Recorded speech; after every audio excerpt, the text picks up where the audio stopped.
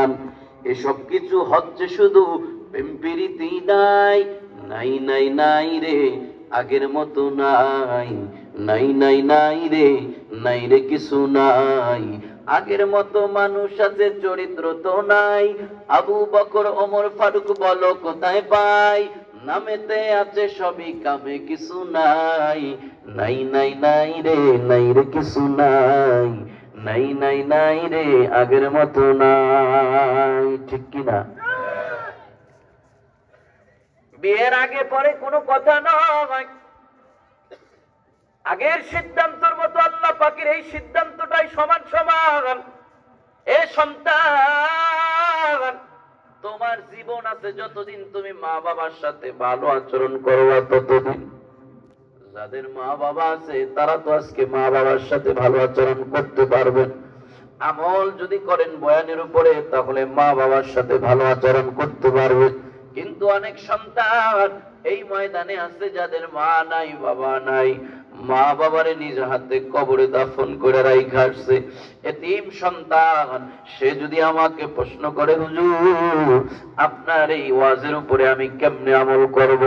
মা বাবা আমার নাই, বলেন আমি মা বাবার সাথে কেমনে ভালো আচরণ করব? আপনার মতো একজন এতিম, এতিম সাহাবী নবীর দরবারে যায় হাজির হয়ে গেছে। নবীর দরবারে যায় কয়, পয়গম্বর আমি আপনার কাছে একটা কথা জিজ্ঞেস করতে চাই। নবী আমার বলে, সাহাবী বলো বলো কি তুমি জানতে চাও? নবী আমার অনুমতি দেওয়ার পর এবার নবীর সাহাবী শুধু অজরে কান্না করতেছে, চোখ দিয়ে ঝরঝর করে পানি পড়তেছে। নবী আমার ডাক দিয়া কয়, সাহাবী বলো কি জানতে চাও? আগে প্রশ্ন করো, তুমি কিছু না জেনেই তো কান্না আরম্ভ করেছো। কান্না মাখা কণ্ঠে নবীর সাহাবী নবীকে বলে, ও পয়গম্বর, দুনিয়ার মানুষ যদি বিদায় নিয়ে কবরে চলে যায়, ওই মানুষের জন্য কি কোনো আদর আপ্যায়ন দুনিয়া থেকে করার ব্যবস্থা আছে কিনা? নবী আমার ডাক দেয়া কয়, সাহাবী এমন কথা কেন বলো রে? এমন প্রশ্ন তুমি কেন করলা? এমন কথা কেন জানতে চাও? নবীর সাহাবী কান্না মাখা কণ্ঠে জানা দেয়, পয়গম্বর আমি এক মা হারা বাবা হারা এতিম সন্তান। ও পয়গম্বর, আমার মা বাবা আমার জন্য কত কষ্টই না করেছে। নিজের চোখে দেখেছি মা আমারে অন্যের বাড়িতে কাজ করে করে কাজ করে করে তারপরে আমাকে বড় করাইছে, লেখাপড়া করাইছে। ও পয়গম্বর, কত কষ্ট করে বাবা আমারে লালন পালন করে বড় করাইছে, কিন্তু ওই সময় সংসারে বড় অভাব ছিল পয়গম্বর।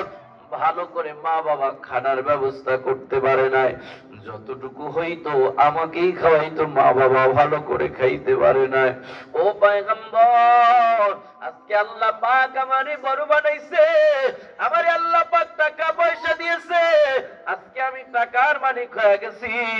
আমার মন চায় আমার বাবার একটু এখন ভালো কিছু রান্না করে খাওয়াই, আমার মন চায় আমার মার একটু ভালো কিছু রান্না করে খাওয়াই, আমার মন চায় ঈদের সময় যেই বাবার সবার আগে ঘুম থেকে উঠা সিন্নি পায়েস রান্না করে আমার জন্য হাজির করে রাখতো।